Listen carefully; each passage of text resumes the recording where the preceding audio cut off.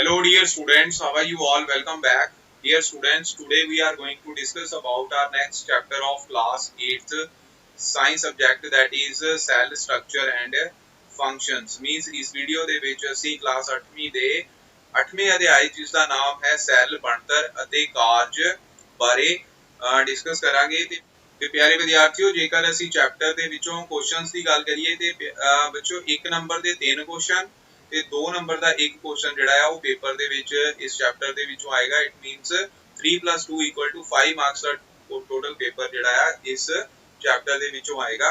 ਤੇ ਸਭ ਤੋਂ ਪਹਿਲਾਂ ਤੇ ਸੈੱਲ ਦੀ ਡੈਫੀਨੇਸ਼ਨ ਤੁਹਾਨੂੰ ਪਤਾ ਹੋਣੀ ਚਾਹੀਦੀ ਹੈ ਕਿ ਸੈੱਲ ਕੀ ਹੁੰਦਾ। Cell is the structural and functional unit of life. ਤੇ ਇਸ ਦਾ ਮਤਲਬ ਹੈ ਬੱਚੇ ਸੈੱਲ ਕੀ ਹੈ। ਸੈੱਲ ਜੀਵਨ ਦੀ ਮੁੱਢਲੀ ਰਚਨਾਤਮਕ ਅਤੇ ਕਿਰਿਆਤਮਕ ਇਕਾਈ ਹੁੰਦੀ ਹੈ। ਤੇ ਬੱਚੋ ਇਸ ਦੇ ਇੰਪੋਰਟੈਂਟ ਜੋ ਬੈਕ ਐਕਸਰਸਾਈਜ਼ ਦੇ ਕੁਐਸਚਨਸ ਨੇ ਉਹ ਸਾਰੇ ਆਪਾਂ ਹੁਣ ਇਸ ਵੀਡੀਓ ਦੇ ਵਿੱਚ ਡਿਸਕਸ ਕਰਾਂਗੇ। ਤੇ ਇਸ ਚੈਪਟਰ ਦੇ ਵਿੱਚੋਂ ਰਿਡਿਊਸ ਕੁਝ ਨਹੀਂ ਹੋਇਆ, ਠੀਕ ਹੈ। ਫੁੱਲ ਚੈਪਟਰ ਜਿਹੜਾ ਆ ਉਹ ਪੇਪਰ ਦੇ ਵਿੱਚ ਆਏਗਾ। ਤਾਂ ਸਾਰਾ ਚੈਪਟਰ ਸਾਰੇ ਬੱਚਿਆਂ ਨੇ ਕਰਨਾ ਹੈ। ਥਿਊਰੀ ਪਾਰਟ ਤੁਹਾਨੂੰ ਪੜ੍ਹਾ ਦਿੱਤਾ ਗਿਆ ਹੈ, ਹੁਣ ਅਸੀਂ ਇਹਦੀ ਬੈਕ ਐਕਸਰਸਾਈਜ਼ ਦੇ ਕੁਐਸਚਨ ਜਿਹੜੇ ਆ ਉਹ ਕਰਨ ਜਾ ਰਹੇ ਹਾਂ। तो बच्चों इस दे तहत जो फर्स्ट क्वेश्चन ਤੁਹਾਡੀ ਸਕਰੀਨ ਦੇ ਉੱਪਰ ਫਲੈਸ਼ ਹੋ ਰਿਹਾ ਇਹ ਕੀ ਹੈ। ਹੇਠ ਲਿਖੇ ਕਥਨ ਠੀਕ ਹਨ ਜਾਂ ਗਲਤ ਹਨ। तो ਬੱਚੋ ਇਹਦੇ ਵਿੱਚ ਸਭ ਤੋਂ ਪਹਿਲਾਂ ਕੀ ਹੈ ਕਿ ਇੱਕ ਸੈਲੀ ਜੀਵਾਂ ਵਿੱਚ ਇੱਕ ਹੀ ਸੈੱਲ ਹੁੰਦਾ ਹੈ। ਪਿਆਰੇ ਵਿਦਿਆਰਥੀਓ, ਇੱਕ ਸੈਲੀ ਜੀਵ ਦੇਖੋ ਨਾਮ ਤੋਂ ਹੀ ਕਲੀਅਰ ਹੈ ਕਿ ਉਹਨਾਂ ਦੇ ਵਿੱਚ ਇੱਕ ਹੀ ਸੈੱਲ ਹੋਵੇਗਾ। ਇਹਦਾ ਮਤਲਬ ਇਹ ਆਨਸਰ ਜਿਹੜਾ ਹੈ ਕੀ ਹੈ, ਟਰੂ ਹੈ। Means unicellular organisms have one celled body। तो ਬੱਚੋ ਇਹਦਾ ਆਨਸਰ ਜਿਹੜਾ ਉਹ ਕੀ ਆਏਗਾ, ਟਰੂ। ਓਕੇ ਜੀ। ਤੇ ਮਲਟੀ ਸੈਲੂਲਰ ਜਿਹੜੇ ਨੇ ਉਹਨਾਂ ਦੇ ਵਿੱਚ ਮਲਟੀ ਸੈਲਸ ਹੁੰਦੇ ਨੇ ਤੇ ਯੂਨੀਸੈਲੂਲਰ ਦੇ ਵਿੱਚ ਇੱਕ ਹੀ ਸੈੱਲ ਹੁੰਦਾ ਹੈ। ਜਿਵੇਂ ਕਿ ਇਹਦੀ ਉਦਾਹਰਣ ਹੈ ਬੱਚੇ ਅਮੀਬਾ। ਉਸ ਤੋਂ ਬਾਅਦ ਵਿੱਚ ਨੈਕਸਟ ਕੁਐਸਚਨ ਹੈ ਪੇਸ਼ੀ ਸੈੱਲਾਂ ਵਿੱਚ ਸ਼ਾਖਾਵਾਂ ਹੁੰਦੀਆਂ ਹਨ। Means muscle cells are branched. तो ਬੱਚੋ ਦੇਖੋ ਮਸਲ ਸੈਲ ਦੀ ਜੋ ਇਮੇਜ ਹੈ ਤੁਹਾਡੀ ਸਕਰੀਨ ਦੇ ਉੱਪਰ ਫਲੈਸ਼ ਹੋ ਰਹੀ ਹੈ। ਇਹਦੇ ਵਿੱਚ ਸਕੈਲਟਲ ਮਸਲਸ ਹੈਗੇ ਨੇ, ਇਹਦੀ ਸਮੂਥ ਮਸਲਸ ਨੇ, ਕਾਰਡਿਕ ਮਸਲਸ ਹੈਗੇ ਨੇ, ਠੀਕ ਹੈ। तो बच्चों ਇਹਨਾਂ ਦੇ ਵਿੱਚ ਕੋਈ ਸ਼ਾਖਾਵਾਂ ਨਹੀਂ ਹਨ, ਠੀਕ ਹੈ। तो ਇਹ ਆਨਸਰ ਜਿਹੜਾ ਹੈ ਕੀ ਹੈ, ਗਲਤ ਆਏਗਾ। ਮਤਲਬ ਇਹ ਕੀ ਹੋਏਗਾ, ਫਾਲਸ। ਓਕੇ ਜੀ। ਉਸ ਤੋਂ ਬਾਅਦ ਅਗਲਾ ਹੈ ਕਿਸੇ ਜੀਵ ਦੀ ਮੁੱਢਲੀ ਰਚਨਾਤਮਕ ਇਕਾਈ ਜਿਹੜੀ ਅੰਗ ਹੈ। ਬੱਚੇ ਹੁਣੇ ਤੁਹਾਨੂੰ ਦੱਸ ਕੇ ਹਟੇ ਆ ਕਿ ਮੁੱਢਲੀ ਰਚਨਾਤਮਕ ਇਕਾਈ ਕੀ ਹੁੰਦੀ ਹੈ, ਸੈੱਲ। ਸੈੱਲ ਤੋਂ ਬਾਅਦ ਕੀ ਬਣਦੇ ਨੇ ਬੱਚੇ, ਟਿਸ਼ੂ, ਠੀਕ ਹੈ। ਕੀ ਬਣਦੇ ਨੇ, ਟਿਸ਼ੂ। ਤੇ ਟਿਸ਼ੂਆਂ ਦੇ ਮਿਲ ਕੇ ਬੱਚੇ ਬਣਦੇ ਨੇ ਆਰਗਨ, ਠੀਕ ਹੈ। तो ਇਹ ਬੱਚੇ ਹੁਣ ਸਾਰੇ ਬੱਚਿਆਂ ਨੇ ਯਾਦ ਰੱਖਣਾ ਕਿ ਆਰਗਨ ਦਾ ਮਤਲਬ ਹੁੰਦਾ ਹੈ ਅੰਗ, ਠੀਕ ਹੈ। तो ਤੀਜੇ ਨੰਬਰ ਤੇ ਆ ਗਿਆ। ਤੇ ਇੱਥੇ ਸੈੱਲ ਜਿਹੜੀ ਆ ਮੁੱਢਲੀ ਰਚਨਾਤਮਕ ਇਕਾਈ ਹੈ, ਇਸ ਕਰਕੇ ਆਨਸਰ ਜਿਹੜਾ ਕੀ ਆਏਗਾ, ਗਲਤ ਆਏਗਾ। ਓਕੇ ਜੀ, ਇਹ ਯਾਦ ਰੱਖਣਾ ਸਾਰਿਆਂ ਨੇ, ਠੀਕ ਹੈ। ਇਹਦਾ ਆਨਸਰ ਕੀ ਆ ਗਿਆ, ਫਾਲਸ, ਠੀਕ। ਉਸ ਤੋਂ ਬਾਅਦ ਨੈਕਸਟ ਜਿਹੜਾ ਕੁਐਸਚਨ ਹੈ ਉਹ ਕੀ ਹੈਗਾ ਕਿ ਅਮੀਬਾ ਦੀ ਆਕ੍ਰਿਤੀ ਅਨਿਯਮਿਤ ਹੁੰਦੀ ਹੈ, ਠੀਕ ਹੈ। Amoeba has N irregular shape. ਤੇ ਬੱਚੋ ਦੇਖੋ ਅਮੀਬਾ ਦੀ ਸ਼ੇਪ ਜਿਹੜੀ ਹੈ ਤੁਹਾਡੀ ਇਮੇਜ ਜਿਹੜੀ ਸਕਰੀਨ ਦੇ ਉੱਪਰ ਫਲੈਸ਼ ਹੋ ਰਹੀ ਹੈ, ਇਹ ਅਮੀਬਾ ਦੀ ਸਟਰਕਚਰ ਹੀ ਹੈ, ਠੀਕ ਹੈ। तो ਅਮੀਬਾ ਦੀ ਸ਼ੇਪ ਜਿਹੜੀ ਆ ਉਹ ਇਰੈਗੂਲਰ ਹੀ ਹੈ, ਠੀਕ ਹੈ। ਕੋਈ ਸਪੈਸੀਫਾਈਡ ਸ਼ੇਪ ਨਹੀਂ ਹੁੰਦੀ, ਇਹ ਆਪਣੀ ਆਕ੍ਰਿਤੀ ਜਿਹੜੀ ਆ ਬਦਲਦਾ ਰਹਿੰਦਾ ਹੈ। ਓਕੇ ਬੱਚੋ। तो ਇਹਦਾ ਆਨਸਰ ਵੀ ਕੀ ਆਏਗਾ, ਇਹ ਕੀ ਹੋ ਗਿਆ, ਠੀਕ ਹੋ ਗਿਆ, ਠੀਕ। तो ਇਹਦਾ ਆਨਸਰ ਜਿਹੜਾ ਇੱਥੇ ਕੀ ਆਣਾ, ਟਰੂ। ਓਕੇ। ਉਸ ਤੋਂ ਬਾਅਦ ਸੈਕਿੰਡ ਕੁਐਸਚਨ ਜਿਹੜਾ ਸਕਰੀਨ ਦੇ ਉੱਪਰ ਫਲੈਸ਼ ਹੋ ਰਿਹਾ ਇਹ ਕੀ ਹੈਗਾ, ਮਨੁੱਖੀ ਨਾੜੀ ਸੈੱਲ ਦਾ ਚਿੱਤਰ ਬਣਾਓ। ਨਾੜੀ ਸੈੱਲਾਂ ਦੁਆਰਾ ਕੀ ਕੰਮ ਕੀਤਾ ਜਾਂਦਾ ਹੈ। ਪਿਆਰੇ ਵਿਦਿਆਰਥੀਓ, ਨਾੜੀ ਸੈੱਲ ਤੁਹਾਡੀ ਸਕਰੀਨ ਦੇ ਉੱਪਰ ਫਲੈਸ਼ ਹੋ ਰਿਹਾ। ਦੇਖੋ ਨਾੜੀ ਸੈੱਲ ਦੇ ਚਿੱਤਰ ਵਿੱਚ ਤੁਸੀਂ ਕੀ ਕਰੋਗੇ, ਸੈਂਟਰ ਪਾਰਟ ਹੁੰਦਾ ਹੈ, ਇਹ ਸੈਂਟਰ ਪਾਰਟ ਨੂੰ ਅਸੀਂ ਕੇਂਦਰਕ ਕਹਿੰਦੇ ਆ। ਕੀ ਕਹਿੰਦੇ ਆ, ਕੇਂਦਰਕ ਮਤਲਬ ਨਿਊਕਲੀਅਸ। ਓਕੇ। ਉਸ ਤੋਂ ਬਾਅਦ ਇਹ ਵਾਲੀ ਜਿਹੜੀਆਂ ਸ਼ਾਖਾਵਾਂ ਹੁੰਦੀਆਂ ਇਹਨਾਂ ਨੂੰ ਡੈਂਡਰਾਈਟਸ ਕਹਿੰਦੇ ਨੇ। ਕੀ ਕਹਿੰਦੇ ਨੇ, ਡੈਂਡਰਾਈਟਸ, ਠੀਕ ਹੈ। ਇਹ ਸਾਰੇ ਬੱਚਿਆਂ ਨੇ ਯਾਦ ਰੱਖਣਾ, ਡੈਂਡਰਾਈਟਸ। ਉਸ ਤੋਂ ਬਾਅਦ ਇਹਨੂੰ ਸਾਰੇ ਪਾਰਟ ਨੂੰ ਕਹਿੰਦੇ ਕੀ ਆ, ਸੈੱਲ ਬੋਡੀ, ਠੀਕ ਹੈ। ਕੀ ਹੁੰਦੀ ਹੈ, ਸੈੱਲ ਬੋਡੀ। ਉਸ ਤੋਂ ਬਾਅਦ ਇਹਦੇ ਵਿੱਚ ਇਹ ਜਿਹੜਾ ਪੋਰਸ਼ਨ ਹੈ ਇਹਨੂੰ ਬੱਚੇ ਕਹਿੰਦੇ ਨੇ ਆਕਸਿਨ, ਠੀਕ ਹੈ। ਇਹ ਯਾਦ ਰੱਖਣਾ ਸਾਰੇ ਬੱਚਿਆਂ ਨੇ। ਉਸ ਤੋਂ ਬਾਅਦ ਇਹਦੇ ਜਿਹੜੇ ਅੰਤਰਿਮ ਸਿਰਾ ਹੁੰਦਾ ਹੈ ਨਾੜੀ ਦਾ ਉਹ ਇਹ ਵਾਲਾ ਪਾਰਟ ਹੁੰਦਾ ਹੈ, ਠੀਕ। ਇਸ ਤੋਂ ਬਾਅਦ ਇਹੀ ਇਦਾਂ ਦਾ ਹੀ ਇੱਕ ਨਿਊਰੋਨ ਮਤਲਬ ਮਨੁੱਖੀ ਨਾੜੀ ਸੈੱਲ ਜਿਹੜਾ ਹੈਗਾ ਇਹਦਾ ਜਿਹੜਾ ਇਹ ਵਾਲਾ ਹਿੱਸਾ ਹੈ ਇਹ ਪਿੱਛੇ ਇਹਦੇ ਨਾਲ ਇਦਾਂ ਜੁੜਿਆ ਹੁੰਦਾ ਹੈ, ਠੀਕ ਹੈ। ਮਤਲਬ ਦੂਸਰੇ ਸੈੱਲ ਦੇ ਨਾਲ, ਮਤਲਬ ਨਾੜੀ ਸੈੱਲ ਇੱਕ ਹੋਰ ਇਦਾਂ ਦਾ ਹੋਏਗਾ ਤਾਂ ਉਹਦੇ ਵਿੱਚ ਇਹ ਕੀ ਹੈ, ਇਹਦੇ ਡੈਂਡਰਾਈਟਸ ਦੂਸਰੇ ਦੇ ਸੈੱਲ ਬੋਡੀ ਦੇ ਨਾਲ ਇਦਾਂ ਜੁੜੇ ਹੋਣਗੇ। ਓਕੇ ਬੱਚੋ। ਇਹਦਾ ਕਾਰਜ ਕੀ ਹੁੰਦਾ, ਨਾੜੀ ਸੈੱਲ ਦਾ ਮੁੱਖ ਕਾਰਜ ਕੀ ਹੈ, ਸਰੀਰ ਵਿੱਚ ਸੂਚਨਾਵਾਂ ਨੂੰ ਬਿਜਲਈ ਸੰਕੇਤਾਂ ਦੇ ਰੂਪ ਵਿੱਚ ਸਥਾਨਾਂਤਰਿਤ ਕਰਦੇ ਹਨ। ਇਹ ਵਿੱਚ ਨਾੜੀ ਸੈੱਲ ਦਾ ਕਾਰਜ ਹੁੰਦਾ ਹੈ, ਮਤਲਬ ਇਹ ਸਿਗਨਲ ਭੇਜਣ ਦਾ ਕੰਮ ਕਰਦਾ ਹੈ। Means function of nerve cells is the function of nerve cell is to receive and transfer the messages. It helps to control and coordinate the working of different parts of the body. Okay ਬੱਚੋ, ਤੇ ਇਹ second question ਹੈਗਾ, ਇਹਨੂੰ ਹੁਣ ਤੁਸੀਂ ਕਰਨਾ ਹੈ। ਪਿਆਰੇ ਵਿਦਿਆਰਥੀਓ, ਨੈਕਸਟ ਕੁਐਸਚਨ ਤੁਹਾਡੀ ਸਕਰੀਨ ਦੇ ਉੱਪਰ ਫਲੈਸ਼ ਹੋ ਰਿਹਾ, ਇਹ ਹੈਗਾ ਹੇਠਾਂ ਲਿਖਿਆਂ ਦੇ ਸੰਖੇਪ ਨੋਟ ਲਿਖੋ। ਬੱਚੋ ਇਹਦੇ ਵਿੱਚ ਫਸਟ ਹੈਗਾ ਸੈਲ ਦਰਵ, ਸੈਲ ਪਦਾਰਥ ਯਾਨੀ ਕਿ ਤੇ ਸੈਲ ਦਾ ਕੇਂਦਰਕ। ਬੱਚੋ ਸੈਲ ਪਦਾਰਥ ਕੀ ਹੁੰਦਾ? ਸੈਲ ਪਦਾਰਥ ਦਾ ਮਤਲਬ ਹੁੰਦਾ ਸਾਈਟੋਪਲਾਜ਼ਮ। ਇੱਕ ਜੈਲੀ ਵਰਗਾ ਪਦਾਰਥ ਹੁੰਦਾ ਹੈ ਜੋ ਸੈਲ ਝਿੱਲੀ ਅਤੇ ਕੇਂਦਰਕ ਦੇ ਵਿਚਕਾਰ ਭਰਿਆ ਹੁੰਦਾ ਹੈ। ਠੀਕ ਹੈ, ਮਤਲਬ ਆ ਤੁਹਾਡੇ ਕੋਲ ਅਗਰ ਸੈਲ ਹੈ ਤੇ ਸੈਲ ਦਾ ਇਹ ਕੀ ਹੈਗੀ ਆ? ਸੈਲ ਮੈਂਬਰੇਨ ਹੈਗੀ ਆ, ਯਾਨੀ ਕਿ ਸੈਲ ਝਿੱਲੀ ਆ, ਔਰ ਕੇਂਦਰਕ ਇਹ ਦਾ ਸੈਲ ਦਾ, ਉਹਦੇ ਵਿੱਚ ਇਹ ਜਿਹੜਾ ਪਾਰਟ ਫਲੂਇਡ ਭਰਿਆ ਹੁੰਦਾ, ਇੱਥੇ ਸਾਰੇ ਨੂੰ ਕੀ ਕਹਿੰਦੇ ਆ? ਸਾਈਟੋਪਲਾਜ਼ਮ। ਠੀਕ ਹੈ, ਕੀ ਆਖਦੇ ਹਨ? Cytoplasm means the jelly-like substances found between the nucleus and the cell membrane is called as cytoplasm. ਇਹ ਬੱਚੋ ਕਾਦੇ ਬਣੇ ਹੁੰਦੇ ਨੇ? It is made up of the basic elements like carbon, hydrogen, oxygen, nitrogen. Various other components of cell organelles like mitochondria, Golgi bodies, ribosomes, etc. of the cell are present in the cytoplasm. मतलब cell ਦੇ cytoplasm ਹਿੱਸੇ ਦੇ ਵਿੱਚ cell ਦੇ ਨਿਕਲੇ ਅੰਗ ਜਿਹੜੇ ਆ ਉਹ ਪਾਏ ਜਾਂਦੇ ਨੇ, ਜਿਵੇਂ ਕਿ ਮਾਈਟੋਕੌਂਡਰੀਆ, ਗਾਲਜੀ ਬੋਡੀ, ਰਾਈਬੋਸੋਮਸ, ਵੈਕੋਲਸ, ਇਹ ਸਾਰੇ ਇਹਦੇ ਵਿੱਚ ਹੀ ਪਾਏ ਜਾਂਦੇ ਨੇ। ਤੇ ਸੈੱਲ ਦਾ ਕੇਂਦਰਕ ਕੀ ਹੁੰਦਾ ਹੈ ਬੱਚੇ? ਕੇਂਦਰਕ ਕੀ ਹੁੰਦਾ ਹੈ? ਗੋਲਾਕਾਰ ਆਕਾਰ ਦਾ ਹੁੰਦਾ ਹੈ, ਜਿਵੇਂ ਕਿ ਇੱਥੇ ਅਸੀਂ ਇਹ ਦੇਖੋ ਗੋਲਾ ਬਣਾਇਆ ਹੈ, ਤੇ ਗੋਲਾਕਾਰ ਆਕਾਰ ਦਾ ਸੈੱਲ ਕੇਂਦਰਕ ਮਤਲਬ ਨਿਊਕਲੀਅਸ ਹੁੰਦਾ ਹੈ, ਤੇ ਸੈੱਲ ਦੇ ਕੇਂਦਰ ਵਿੱਚ ਸਥਿਤ ਹੁੰਦਾ ਹੈ। ਕਿੱਥੇ ਪ੍ਰੈਜ਼ੈਂਟ ਹੁੰਦਾ ਹੈ? ਸੈੱਲ ਦੇ ਕੇਂਦਰ ਵਿੱਚ, ਮਤਲਬ ਮੱਧ ਭਾਗ ਦੇ ਵਿੱਚ। ਤੇ ਕੇਂਦਰਕ ਝਿੱਲੀ ਕੇਂਦਰਕ ਨੂੰ ਸੈੱਲ ਦਰਵ ਤੋਂ ਵੱਖ ਕਰਦੀ ਹੈ। ਇਹ ਬੱਚੇ ਕੇਂਦਰਕ ਝਿੱਲੀ ਹੁੰਦੀ ਹੈ, ਮਤਲਬ ਨਿਊਕਲੀਅਰ ਮੈਂਬਰੇਨ। ਠੀਕ ਹੈ, ਜੋ ਕਿ ਇਹਨੂੰ ਸੈੱਲ ਨੂੰ ਕਿਤੋਂ ਵੱਖ ਕਰਦੀ ਹੈ? ਸਾਈਟੋਪਲਾਜ਼ਮ ਤੋਂ। ਓਕੇ ਬੱਚੋ, ਤੇ ਕੇਂਦਰਕ ਸੈੱਲ ਦੀਆਂ ਸਾਰੀਆਂ ਕਿਰਿਆਵਾਂ ਨੂੰ ਕੰਟਰੋਲ ਕਰਦਾ ਹੈ। means nucleus of a cell is an important component of the living cell. It is located at the center of the cell and it is separated from the cytoplasm by the membrane called nuclear membrane. ਤੇ fourth question ਹੈ, cell ਦੇ ਕਿਹੜੇ ਭਾਗ ਵਿੱਚ cell ਦੇ ਸਾਰੇ ਨਿਕਲੇ ਅੰਗ ਜਿਹੜੇ ਨੇ ਉਹ ਪਾਏ ਜਾਂਦੇ ਨੇ? ਤੇ ਬੱਚੋ ਇਹ ਹੁਣੇ ਕੁਐਸਚਨ ਅਸੀਂ ਪੜ੍ਹ ਕੇ ਹਟਿਆ ਕਿ ਸੈੱਲ ਦਰਵ ਜਾਂ ਫਿਰ ਸੈੱਲ ਪਦਾਰਥ ਮਤਲਬ cytoplasm is a part where cell contains organelles.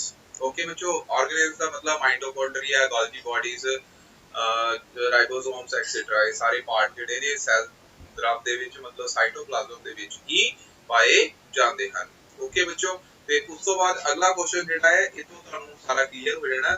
ਇਹ ਕੁਐਸਚਨ ਹੈਗਾ ਪੌਦਾ ਸੈੱਲ ਅਤੇ ਜੰਤੂ ਸੈੱਲ, ਮਤਲਬ plant cell and animal cell ਦਾ ਚਿੱਤਰ ਬਣਾ ਕੇ ਉਹਨਾਂ ਵਿੱਚ ਅੰਤਰ ਸਪਸ਼ਟ ਕਰੋ। ਤੇ ਪਿਆਰੇ ਵਿਦਿਆਰਥੀਓ, ਸਭ ਤੋਂ ਪਹਿਲਾਂ ਤੇ ਦੇਖੋ ਇਹਦੇ ਵਿੱਚ ਦੋ ਏ ਚਿੱਤਰ, ਏ ਫਿਗਰ ਤੇ ਆ ਬੀ ਫਿਗਰ ਬਣੀ ਹੋਈ ਹੈ। ਠੀਕ ਹੈ, ਤੇ ਪੌਦਾ ਸੈੱਲ ਇਹਦੇ ਵਿੱਚ ਸਭ ਤੋਂ ਪਹਿਲਾਂ ਤੇ ਜਿਹੜਾ ਫਰਸਟ ਏ ਪਾਰਟ ਹੈਗਾ ਇਹ ਪੌਦਾ ਸੈੱਲ ਹੈ, ਤੇ ਬੀ ਜਿਹੜਾ ਹੈ ਕੀ ਹੈਗਾ? ਜੰਤੂ ਸੈੱਲ, ਮਤਲਬ this is animal cell, okay, and this is plant cell. ਠੀਕ ਹੈ, ਸਭ ਤੋਂ ਪਹਿਲਾਂ ਤੇ ਇਹਨਾਂ ਦੀ ਸਟਰਕਚਰ ਆਪਾਂ ਕਰ ਲੈਨੇ, ਕੀ ਕਾਮਨ ਹੈਗਾ ਉਹਦੇ ਬਾਰੇ ਗੱਲ ਕਰ ਲੈਨੇ ਆ। ਦੇਖੋ ਬੱਚੋ, ਸਭ ਤੋਂ ਪਹਿਲਾਂ ਦੇਖੋ ਇਹਦੇ ਵਿੱਚ ਜਿਹੜਾ ਇਹ ਵਾਲਾ ਪੋਰਸ਼ਨ ਹੈ, this is called as the nucleus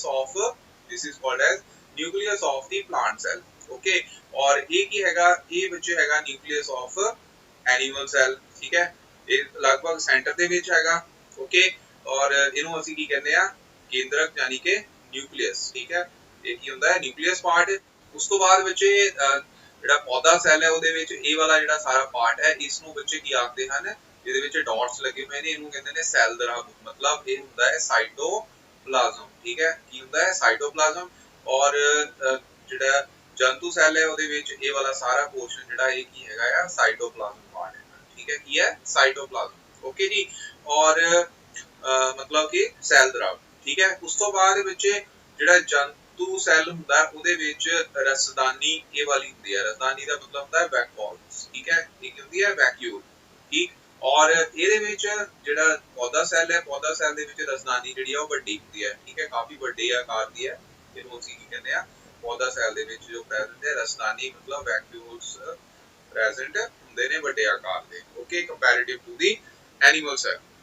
ਔਰ ਉਸ ਤੋਂ ਬਾਅਦ ਜਿਹੜਾ ਸੈੱਲ ਨੂੰ ਇਹ ਵਾਲਾ ਜਿਹੜੀ ਆਊਟਰ ਕਵਰਿੰਗ ਹੈਗੀ ਆ ਇਹਨੂੰ ਬੱਚੇ ਕਹਿੰਦੇ ਨੇ ਸੈੱਲ ਝਿੱਲੀ ਮਤਲਬ ਕਿ ਸੈੱਲ ਮੈਂਬਰੇਨ ਠੀਕ ਹੈ ਕੀ ਆਖਦੇ ਨੇ ਸੈੱਲ ਮੈਂਬਰੇਨ ਠੀਕ ਹੈ ਇਦਾਂ ਹੀ ਬੱਚਿਓ ਇਹਦੇ ਵਿੱਚ ਐਨੀਮਲ ਸੈੱਲ ਦੇ ਵਿੱਚ ਇਹ ਕੀ ਹੈਗੀ ਆ ਸੈੱਲ ਮੈਂਬਰੇਨ ਹੈਗੀ ਆ ਠੀਕ ਹੈ ਉਸ ਤੋਂ ਬਾਅਦ ਵਿੱਚ ਇੱਕ ਦੋ ਜਿਹੜੇ ਡਿਫਰੈਂਸ ਹੁੰਦੇ ਨੇ ਮੇਨ ਪੌਦਾ ਸੈੱਲ ਤੇ ਜੰਤੂ ਸੈੱਲ ਦੇ ਵਿੱਚ ਉਹ ਕੀ ਹੁੰਦੇ ਨੇ ਬੱਚੋ ਜਿਹੜੀ ਮੈਂਬਰੇਨ ਆ ਮੈਂਬਰੇਨ ਤੋਂ ਬਾਹਰ ਵਾਲੀ ਪਰਤ ਜਿਹੜੀ ਕਿ ਆਹ ਵਾਲੀ ਠੀਕ ਹੈ ਜਦੋਂ ਇਹਨੂੰ ਮੈਗਨੀਫਾਈ ਕਰਕੇ ਦੇਖਦੇ ਆ ਤੇ ਇਹਦੀ ਜਿਹੜੀ ਆ ਬਾਹਰ ਵਾਲੀ ਇਹ ਵਾਲੀ ਪਰਤ ਹੈਗੀ ਆ ਇਹਦੇ ਤੇ ਬੱਚੋ ਇਹ ਹੁੰਦੀ ਹੈ ਸੈੱਲ ਭਿੱਤੀ ਠੀਕ ਹੈ ਕੀ ਹੁੰਦੀ ਹੈ ਸੈੱਲ ਭਿੱਤੀ ਮਤਲਬ ਕਿ ਸੈੱਲ ਵਾਲ ਠੀਕ ਹੈ ਕੀ ਹੁੰਦੀ ਹੈ ਸੈੱਲ ਵਾਲ ਤੇ ਜਿਹਦੇ ਨਾਲ ਕਿ ਸੈੱਲ ਜਿਹੜੀ ਆ ਉਹਨੂੰ ਮਜ਼ਬੂਤੀ ਪ੍ਰਦਾਨ ਹੁੰਦੀ ਹੈ ਪੌਦਾ ਸੈੱਲ ਨੂੰ ਤੇ ਉਹ ਰਿਜਿਡ ਬਣਦੇ ਨੇ ਪਿਆਰੇ ਵਿਦਿਆਰਥੀਓ ਵਨ ਮੋਰ ਡਿਫਰੈਂਸ ਇਜ਼ ਕਿ ਪੌਦਾ ਸੈੱਲ ਦੇ ਵਿੱਚ ਗ੍ਰੀਨ ਪਿਗਮੈਂਟਸ ਵੀ ਹੁੰਦੇ ਨੇ ਜਿਸ ਨੂੰ ਅਸੀਂ ਕਲੋਰੋਪਲਾਸਟ ਕਹਿੰਦੇ ਨੇ ਠੀਕ ਹੈ ਕੀ ਆਖਦੇ ਹਾਂ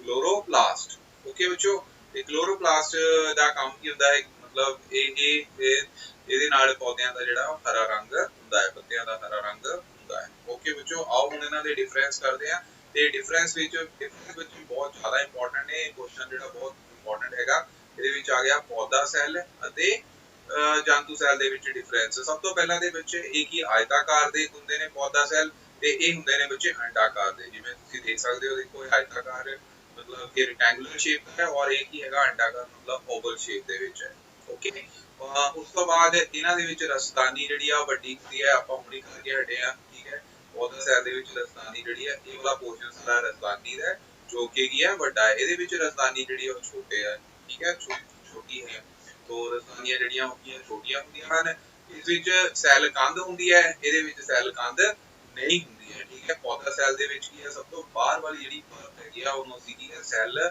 ਕੰਧ ਯਾਨੀ ਕਿ ਸੈੱਲ ਭਿੱਤੀ ਮੀਨਸ ਸੈੱਲ ਵਾਲ ਆਖਦੇ ਹਾਂ ਤੇ ਇਹ ਸੈੱਲ ਵਾਲ ਜਿਹੜੀ ਹੈ ਇਹਨਾਂ ਦੇ ਵਿੱਚ ਮਤਲਬ ਜੰਤੂ ਸੈੱਲ ਦੇ ਵਿੱਚ ਪ੍ਰੈਜ਼ੈਂਟ ਨਹੀਂ ਹੁੰਦੀ ਉਸ ਤੋਂ ਬਾਅਦ ਹੁਣੇ ਗੱਲ ਕਰਕੇ ਹਟਿਆ ਕਿ ਪੌਦਾ ਸੈੱਲ ਵਿੱਚ ਕਲੋਰੋਪਲਾਸਟ ਪ੍ਰੈਜ਼ੈਂਟ ਹੁੰਦੀ ਹੈ ਇਹਨਾਂ ਵਿੱਚ ਕਲੋਰੋਪਲਾਸਟ ਨਹੀਂ ਹੁੰਦੇ ਠੀਕ ਹੈ ਉਸ ਤੋਂ ਬਾਅਦ ਇਸ ਵਿੱਚ ਸੈਂਟਰੋਸੋਮ ਨਹੀਂ ਹੁੰਦੇ ਔਰ ਜੰਤੂ ਸੈੱਲ ਦੇ ਵਿੱਚ ਸੈਂਟਰੋਸੋਮ ਹੁੰਦੇ ਹਨ ਓਕੇ ਬੱਚੋ ਅਗਰ ਕੋਈ ਬੱਚਾ ਇੰਗਲਿਸ਼ ਮੀਡੀਅਮ ਵਾਲਾ ਹੈ ਉਹ ਫੇਸ ਕਰ ਸਕਦਾ ਹੈ ਕਿ outermost covering of the cell wall is made up of cellulose ਇਹਦੀ ਆਊਟਰਮੋਸਟ ਕਵਰਿੰਗ ਐਨੀਮਲ ਸੈੱਲ ਦੀ ਇਜ਼ plasma membrane ਠੀਕ ਹੈ plastids are present in plant cells but these are absent in animal cells large vacuoles are present in plant cells no or very small vacuoles are present in animal cells it lack of centrosomes and lysosomes they have centrosome and lysosomes ठीक है plant cells also contain chloroplast and animal cells do not have chloroplast okay बच्चों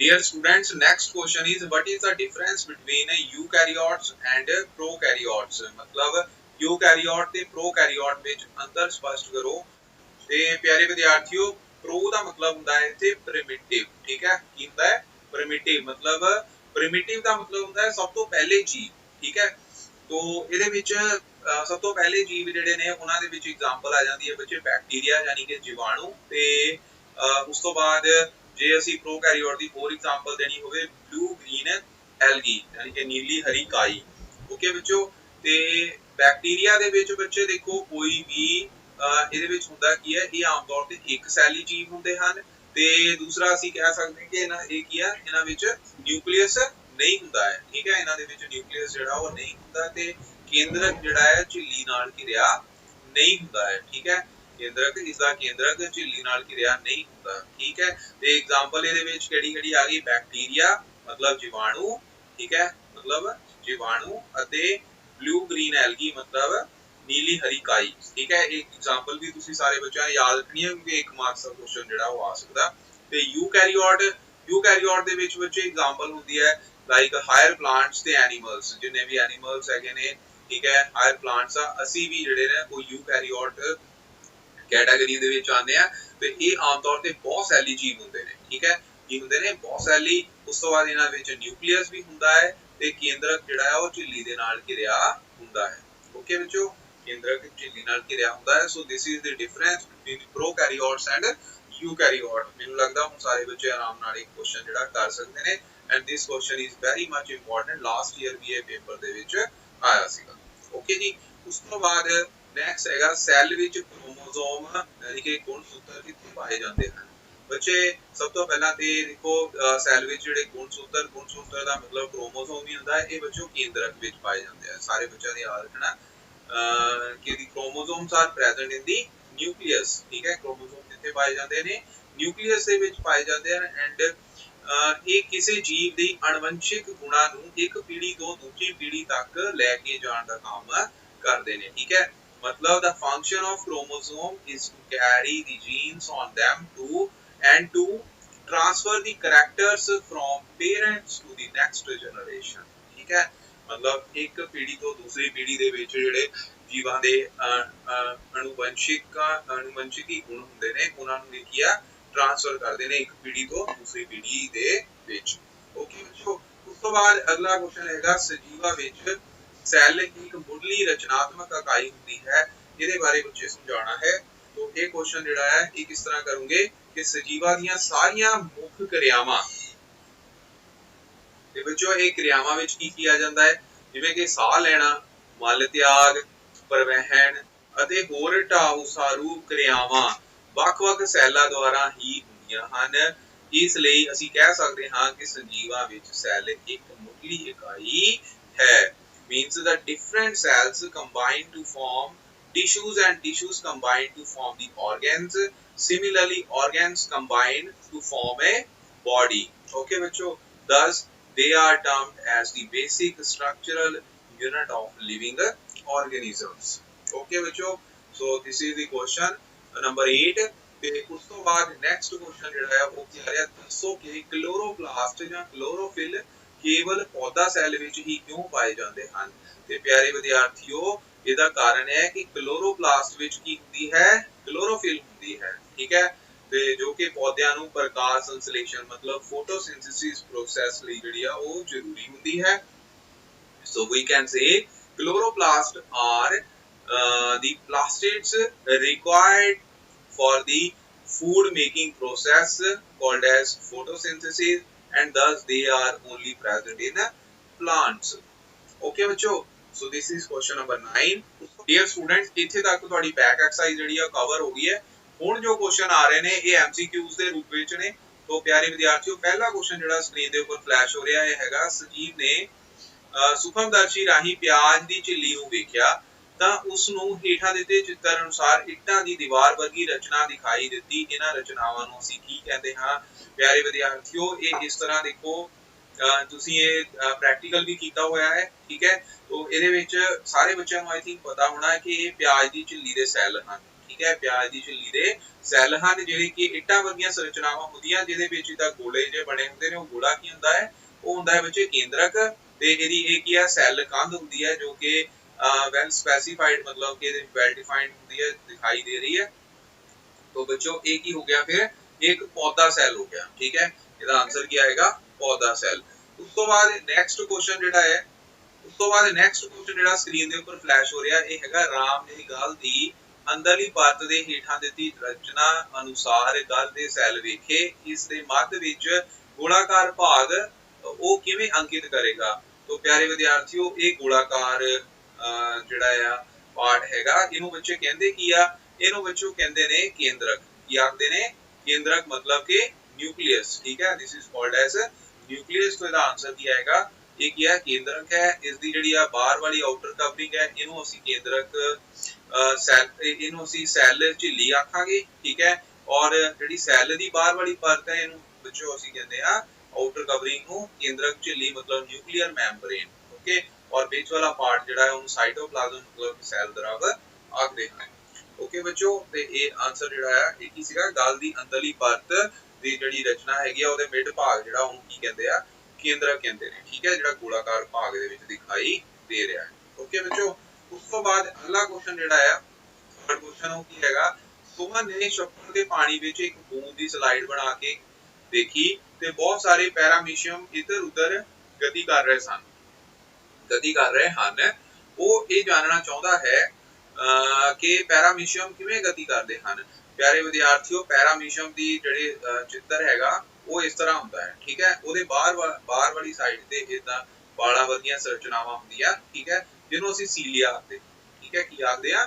ਸੀਲੀਆ ਆਖਦੇ ਹਨ। ਔਰ ਇਹਨਾਂ ਸੀਲੀਆ ਦੇ ਰਾਹੀਂ ਹੀ ਇਹ ਗਤੀ ਕਰਦਾ ਹੈ, ओके बच्चों झूठे पैर जिहड़े ने ये पैर अमीबा दे विच हुंदे ने ठीक है ते अमीबा इन्हां झूठे पैरां नाल ही गति करदा है ओके ते सीलिया जिहड़ा इहदा आंसर आएगा। उस तो बाद फोर्थ क्वेश्चन की है कि नवीन अते प्रवीण दोनों बगीचे विच खेड रहे सन उन्हां ने वेख्या कि सारे पौधिਆਂ ਦੇ पत्ते हरे रंग दे सन पौधਿਆਂ ਦੇ पत्तिਆਂ ਦਾ हरा रंग जिहड़ा आ वो किस कारण हुंदा है प्यारे विद्यार्थियों इहदा आंसर की आना है क्लोरोफिल ठीक है ये सारे विचों आई थिंक आउंदा होना ते उस तो बाद सैल दे केंद्रक विच धागे वर्गीਆਂ संरचनावां ਨੂੰ ਕੀ ਆਖਦੇ ਹਨ ਇਹ ਬੱਚੋਂ ਹੁੰਦੇ ਨੇ ਗੁਣਸੂਤਰ ਠੀਕ ਹੈ यानी कि क्रोमोसोम्स ਹੁੰਦੇ ਨੇ ਜਿਹੜੇ ਕਿ ਕੀ ਹੈ जेनेटिक इन्फॉर्मेशन दिंदे ने ओके बच्चों उस तो बाद अगला क्वेश्चन जिहड़ा है वो की है रमन ते माता जी ने रमन ਨੂੰ मुर्गी ਦਾ ਉਬਲਿਆ अंडा ਕੱਟ ਕੇ ਖਾਣ ਨੂੰ ਦਿੱਤਾ ਉਹ ਇਸ ਦੇ ਪੀਲੇ ਭਾਗ ਨੂੰ ਕੀ ਕਹੇਗੀ बच्चों एल्ब्यूमिन जिहड़ा है एल्ब्यूमिन ਹੁੰਦਾ है वाइट पोर्शन ठीक है एग ਦਾ वाइट पोर्शन है ਉਹਨੂੰ एल्ब्यूमिन ਆਖਦੇ ਨੇ ਤੇ ਜਿਹੜਾ येलो कलर ਦਾ पोर्शन ਹੁੰਦਾ है ਉਹਨੂੰ ਅਸੀਂ ਯੋਕ ਆਖਦੇ ਹਾਂ ਠੀਕ ਹੈ ਇਹ ਆਖਦੇ ਹਾਂ ਯੋਕ ਤੇ ਆਨਸਰ ਇਹਦਾ ਬੱਚੇ ਫਿਰ ਪੀਲੇ ਭਾਗ ਨੂੰ ਕੀ ਆ ਯੋਕ ਆਖਦੇ ਹਨ ਤੇ ਇਹੀ ਆਏਗਾ। ਉਸ ਤੋਂ ਬਾਅਦ ਅਗਲਾ ਕੁਐਸਚਨ ਜਿਹੜਾ ਸਕਰੀਨ ਦੇ ਉੱਪਰ ਫਲੈਸ਼ ਹੋ ਰਿਹਾ ਹੈ ਕਿ ਹੈਗਾ ਕੋਮਲ ਅਮੀਬਾ ਦੀ ਆਕ੍ਰਿਤੀ ਵਿੱਚ ਇਸ ਦੇ ਮੁੱਖ ਸ਼ਰੀਰ ਤੋਂ ਬਾਹਰ ਭਿੰਨ-ਭਿੰਨ ਲੰਬਾਈਆਂ ਦੇ ਉਭਾਰ ਨੂੰ ਕਿਸ ਨਾਮ ਨਾਲ ਅੰਕਿਤ ਕਰੇਗੀ ਬੱਚੋ ਇਹਨੂੰ ਕੀ ਆਖਦੇ ਹਨ ਅਮੀਬਾ अमीबा ਦਾ ਬੱਚੇ ਦੇਖੋ ਅਮੀਬਾ ਦੀ ਸ਼ੇਪ ਇਸ ਤਰ੍ਹਾਂ ਹੁੰਦੀ ਹੈ ਆਪਾਂ ਪਹਿਲਾਂ ਵੀ ਕੀਤੀ ਸੀ ਠੀਕ ਹੈ तो ਅਮੀਬਾ ਦੇ ਜਿਹੜੇ ਇਹ ਬਾਹਰ ਵਾਲੇ ਜਿਹੜੇ ਭਿੰਨ-ਭਿੰਨ ਪ੍ਰਕਾਰ ਦੀ ਇਹ ਵਾਲੀਆਂ ਸ਼ੇਪ ਹੁੰਦੀਆਂ ਨੂੰ ਸੀਡੋਪੋਡੀਆ ਆਖਦੇ ਹਨ ਸੀਡੋਪੋਡੀਆ ਠੀਕ ਹੈ ਸੀਲੀਆ ਕਿਹਦੇ ਵਿੱਚ ਸੀਗਾ ਸੀਲੀਆ ਸੀ ਪੈਰਾਮੀਸ਼ੀਅਮ ਦੇ ਵਿੱਚ ਠੀਕ ਹੈ ਇਹ ਸੀਗਾ ਪੈਰਾਮੀਸ਼ੀਅਮ ਦੇ ਵਿੱਚ ਔਰ ਅਮੀਬਾ ਦੇ ਵਿੱਚ ਕੀ ਹੁੰਦੇ ਨੇ ਇਸ ਤਰ੍ਹਾਂ ਬਾਹਰ ਵਾਲੀ ਜਿਹੜੀ ਆਕ੍ਰਿਤੀ ਜਿਹੜੀ ਆਪਣੀ ਸ਼ੇਪ ਚੇਂਜ ਕਰਦਾ ਰਹਿੰਦਾ ਉਹਨੂੰ ਸੀਡੋਪੋਡੀਆ ਕਹਿੰਦੇ ਆ ਮਤਲਬ ਝੂਠੇ ਪੈਰ ਆਖਦੇ ਹਨ ओके उस तो बाद आ चित्र ਨੂੰ ਦੇਖ ਕੇ ਸਾਰੇ ਬੱਚਿਆਂ ਨੂੰ आई थिंक ਪਤਾ ਹੀ ਹੋਣਾ ਹੈ ਕਿ ਇਹ ਨਾੜੀ ਸੈੱਲ ਹੈ ਮਤਲਬ ਇਹ ਕੀ ਹੈਗਾ nerve cell okay this is called as a nerve cell second question ਅਸੀਂ ਇਸ ਨਾਲ ਰਿਲੇਟਡ ਕੀਤਾ ਸੀ। ਉਸ ਤੋਂ ਬਾਅਦ 9th क्वेश्चन ਕੀ ਹੈ ਹੇਠ ਲਿਖਿਆਂ ਵਿੱਚੋਂ ਕਿਹੜਾ ਜੰਤੂ ਸੈੱਲ ਵਿੱਚ ਮੌਜੂਦ ਨਹੀਂ ਹੁੰਦਾ ਜੰਤੂ ਸੈੱਲ ਦੇਖੋ ਜੰਤੂ ਸੈੱਲ ਦੇ ਵਿੱਚ ਬੱਚੇ ਜੰਤੂ ਸੈੱਲ ਦਾ ਮਤਲਬ ਤੁਸੀਂ ਆਪਣੇ ਆਪ ਨੂੰ ਸਮਝ ਲਓ ਠੀਕ ਹੈ ਤੇ ਤੁਹਾਡੇ ਵਿੱਚ ਬੱਚੇ ਕਲੋਰੋਪਲਾਸਟ ਨਹੀਂ ਹੁੰਦੀ ओके बड़ा रंग ਜਿਹੜਾ ਹਰਾ ਨਹੀਂ ਹੁੰਦਾ ਤੇ ਕਲੋਰੋਪਲਾਸਟ ਦਾ ਆਨਸਰ ਆਣਾ ਕੇਂਦਰਕ ਵੀ ਹੁੰਦਾ ਹੈ ਮਾਈਟੋਕਾਂਡਰੀਆ ਵੀ ਹੁੰਦਾ ਹੈ ਤੇ ਉਪਰੋਕਤ ਦੋਨਾਂ ਵਿੱਚੋਂ ਕੋਈ ਨਹੀਂ ਇਹ ਤਾਂ ਬੱਚੇ ਆਉਣਾ ਨਹੀਂ ਉਪਰੋਕਤ ਵਿੱਚੋਂ ਕੋਈ ਨਹੀਂ। ਨਾੜੀ ਸੈੱਲ ਦਾ ਕੰਮ ਕੀ ਹੈ ਸਾਰੇ ਬੱਚਿਆਂ ਨੂੰ ਪਤਾ ਸੰਦੇਸ਼ ਪ੍ਰਾਪਤ ਕਰਕੇ ਸਥਾਨਾਂਤਰਿਤ ਕਰਨਾ ਠੀਕ ਹੈ तो ਇਹੀ ਆਨਸਰ ਆਏਗਾ ਓਕੇ। ਉਸ ਤੋਂ ਬਾਅਦ ਕੇਂਦਰਕ ਅਤੇ ਸੈੱਲ ਝਿੱਲੀ ਦੇ ਵਿਚਕਾਰ ਜੈਲੀ ਵਰਗੇ ਪਦਾਰਥ ਨੂੰ ਕੀ ਕਹਿੰਦੇ ਨੇ ਸੈੱਲ ਤੇ ਕੇਂਦਰਕ ਮਤਲਬ ਨਿਊਕਲੀਅਸ ਤੇ ਸੈੱਲ ਮੈਂਬਰੇਨ ਜਿਹੜੀ ਆ ਉਹਨਾਂ ਦੇ ਵਿਚਕਾਰ ਜਿਹੜਾ ਜੈਲੀ ਵਰਗਾ ਜੈਲੀ ਲਾਈਕ ਸਬਸਟੈਂਸ ਹੁੰਦਾ ਉਹਨੂੰ ਬੱਚੋ ਕੀ ਕਹਿੰਦੇ ਆ ਸਾਈਟੋਪਲਾਜ਼ਮ ਕੀ ਆਖਦੇ ਨੇ ਸਾਈਟੋਪਲਾਜ਼ਮ ਠੀਕ। ਉਸ ਤੋਂ ਬਾਅਦ ਅਗਲਾ ਕੁਐਸਚਨ ਕੀ ਹੈ ਹੇਠ ਲਿਖਿਆਂ ਵਿੱਚੋਂ ਪੌਦਾ ਸੈੱਲ ਦਾ ਕਿਹੜਾ ਨਿਕੜਾ ਅੰਗ ਪ੍ਰਕਾਸ਼ ਸੰਸਲੇਸ਼ਣ ਦੇ ਲਈ ਜ਼ਰੂਰੀ ਹੈ तो ਬੱਚੋ ਆ ਵੀ ਕੁਐਸਚਨ ਜਿਹੜਾ 9th ਕੁਐਸਚਨ ਨੰਬਰ ਸੀ ਇਹ ਵੀ ਇਹਦੇ ਨਾਲ ਰਿਲੇਟਡ ਸੀਗਾ ਤੇ ਕਲੋਰੋਪਲਾਸਟ ਜਿਹੜੀ ਆ ਉਹ ਬਹੁਤ ਜ਼ਿਆਦਾ ਜ਼ਰੂਰੀ ਆ ਠੀਕ ਆ ਪ੍ਰਕਾਸ਼ ਸੰਸਲੇਸ਼ਣ ਲਈ। ਸੈੱਲ ਦੀ ਖੋਜ ਬੱਚੇ ਕਿਹੜੇ ਵਿਗਿਆਨੀ ਨੇ ਕੀਤੀ ਜਦੋਂ ਅਸੀਂ ਇਹ ਪਾਠ ਪੜਿਆ ਸੀ ਤਾਂ ਉਹਦੇ ਵਿੱਚ ਬੱਚੇ ਆ ਰੌਬਰਟ ਹੁੱਕ ਦਾ ਨਾਮ ਆਇਆ ਸੀ ਤੇ ਰੌਬਰਟ ਹੁੱਕ ਨੇ ਹੀ ਸੈੱਲ ਦੀ ਖੋਜ ਕੀਤੀ ਸੀਗੀ ਓਕੇ ਬੱਚੋ। ਉਸ ਤੋਂ ਬਾਅਦ ਅਗਲਾ ਕੁਐਸਚਨ ਕੀ ਹੈ ਬਹੁ ਸੈਲੀ ਜੀਵਾਂ ਦੀਆਂ ਦੋ ਉਦਾਹਰਨਾਂ ਦਿਓ ਬਹੁ ਸੈਲੀ ਵਿੱਚ ਦੇਖੋ ਐਮੀਬਾ ਤੇ ਪੈਰਾਮੀਸ਼ੀਅਮ ਦੋਨੋਂ ਇੱਕ ਸੈਲੀ ਜੀਵ ਨੇ ਠੀਕ ਹੈ ਇਹ ਸਿੰਗਲ ਸੈਲਡ ਹੁੰਦੇ ਨੇ ਠੀਕ ਹੈ ਮਨੁੱਖ ਅਤੇ ਲੂੰਬੜੀ ਇਹ ਦੋਨੋਂ ਵਿੱਚ ਐਨੀਮਲ ਦੇ ਵਿੱਚ ਆ ਜਾਂਦੇ ਤੇ ਇਹ ਬਹੁ ਸੈਲੀ ਜੀਵ ਹੁੰਦੇ ਹਨ ਠੀਕ ਹੈ ਬਹੁਤ ਸੈਲੀ ਜੀਵ।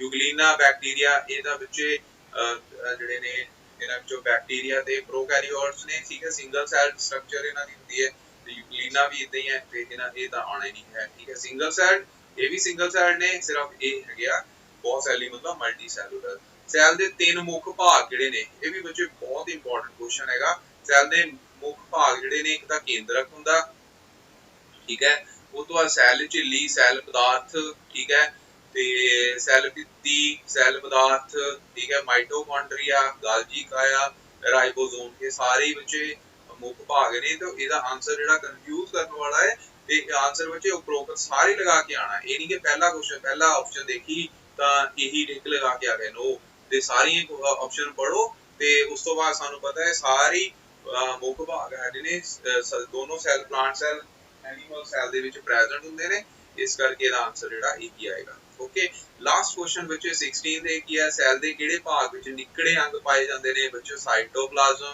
ठीक है, बड़ी बार कीता साइटोप्लाज्म इहदा आंसर आएगा। ते उस तो बाद 17th क्वेश्चन की है यूकैरियोट ते प्रोकैरियोट विच मुख अंतर दसो। बच्चे मुख अंतर इहदे विच की दवांगे साइटोप्लाज्म यूकैरियोट विच हुंदा है पर प्रोकैरियोट विच नहीं हुंदा है। साइटोप्लाज्म प्रोकैरियोट विच हुंदा है पर यूकैरियोट विच नहीं हुंदा। केंद्रक झिल्ली यूकैरियोट्स दे विच हुंदी है पर प्रोकैरियोट दे विच नहीं हुंदी है। ठीक है, मतलब कि वेल डिफाइंड न्यूक्लियस जेड़ा है वो किहदे विच हुंदा है यूकैरियोट विच हुंदा है पर प्रोकैरियोट दे विच नहीं हुंदा है।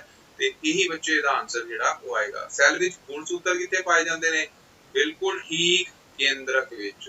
ठीक है, क्लोरोप्लास्ट किस प्रकार के सैलां विच पाए जांदे ने बच्चे पौधा सैल विच ही होने, एनिमल सैल्स तां हुंदे नहीं। ठीक है, असि किहड़ा हरे रंग दे हां तो इहदा आंसर आएगा नहीं, इस करके पौधा सैल विच ये हुंदे ने। ठीक है, क्लोरोप्लास्ट या क्लोरोफिल जेहड़ी आ वो पौधा सैल दे विच ही पाई जांदी है। सारे बच्चों ने याद रखना कि असि हरे रंग दे नहीं हां।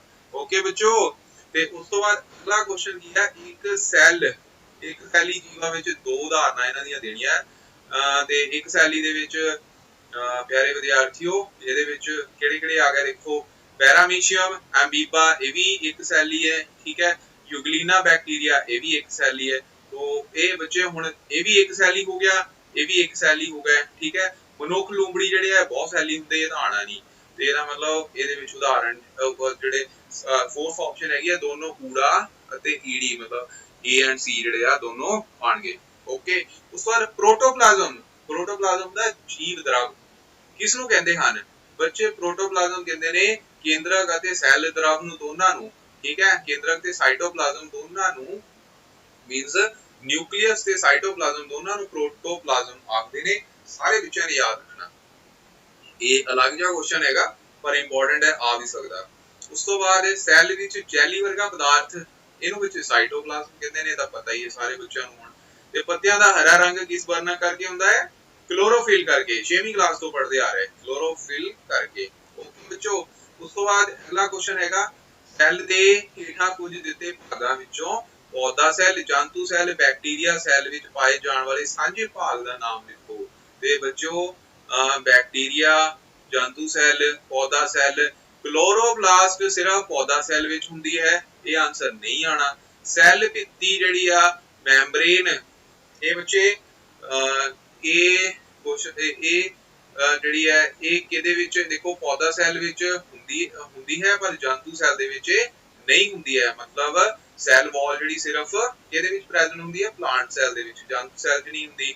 ਕੇਂਦਰਕ ਬੱਚੇ ਬੈਕਟੀਰੀਆ ਵਿੱਚ ਨਹੀਂ ਹੁੰਦਾ। ਠੀਕ ਹੈ, not present in bacterias. Okay, तो बाकी दोनों ਦੇ ਵਿੱਚ ਹੁੰਦਾ ਹੈ, ਇਸ ਕਰਕੇ ਇੱਕੋ ਹੀ ਆਪਸ਼ਨ ਰਹੇਗੀ ਫਿਰ ਸਾਡੇ ਕੋਲ ਸੈੱਲ ਝਿੱਲੀ मतलब ਸੈੱਲ ਮੈਂਬਰੇਨ ਜਿਹੜੀ ਆ ਉਹ ਸਾਰਿਆਂ ਦੇ ਵਿੱਚ ਪ੍ਰੈਜ਼ੈਂਟ ਹੁੰਦੀ ਹੈ। ਇਹੀ ਆਨਸਰ ਇਹਦਾ ਆਏਗਾ। ਠੀਕ ਹੈ, ਪੌਦਾ ਸੈੱਲ ਜੰਤੂ ਸੈੱਲ ਵਿੱਚ ਮੁੱਖ ਅੰਤਰ ਦੱਸਣੇ ਆ ਜੀ, ਬੜਾ ਇੰਪੋਰਟੈਂਟ ਕੁਐਸਚਨ ਹੈ।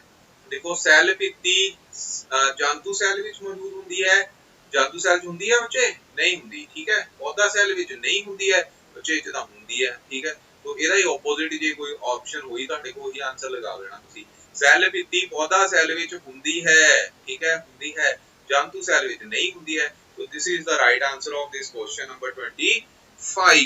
Okay ਬੱਚੇ, so this was the last question of this video। ਤੇ ਇਹ ਬੱਚੇ ਸਾਰੇ ਬੱਚਿਆਂ ਨੇ ਹੁਣ ਸਾਰੇ ਕੁਐਸਚਨ ਜਿਹੜੇ ਆ ਉਹ ਕਰ ਲੈਣੇ ਨੇ। ਤੇ ਪਿਆਰੇ ਵਿਦਿਆਰਥੀਓ 29 ਤਰੀਕ ਨੂੰ ਮਤਲਬ ਜਿਹੜਾ ਆਉਣ ਵਾਲੀ 29 ਤਰੀਕ ਨੂੰ ਤੁਹਾਡਾ ਜਿਹੜਾ ਟੈਸਟ ਹੋਣ ਜਾ ਰਿਹਾ, ਉਸ ਟੈਸਟ ਦੇ ਵਿੱਚ ਇੱਕ ਤਾਂ ਇਹ ਚੈਪਟਰ ਆਣਾ ਹੈ ਤੇ ਦੂਸਰਾ ਚੈਪਟਰ ਆਣਾ ਹੈ ਰੀਪਰੋਡਕਸ਼ਨ ਇਨ ਐਨੀਮਲਸ। ਉਹਦੀ ਵੀਡੀਓ ਲੈ ਕੇ ਵੀ ਬੱਚੇ ਜਿਹੜੇ ਇੰਪੋਰਟੈਂਟ ਬੈਕ ਐਕਸਰਸਾਈਜ਼ ਦੇ ਕੁਐਸਚਨ ਹੈਗੇ ਨੇ ਉਹ ਵੀ ਅਸੀਂ ਅਗਲੀ ਵੀਡੀਓ ਦੇ ਵਿੱਚ ਕਰਾਂਗੇ। So thank you so much. ਸਾਰੇ ਬੱਚਿਆਂ ਨੇ ਕਰ ਲੈਣਾ ਹੈ। ਥੈਂਕ ਯੂ ਬੱਚੇ।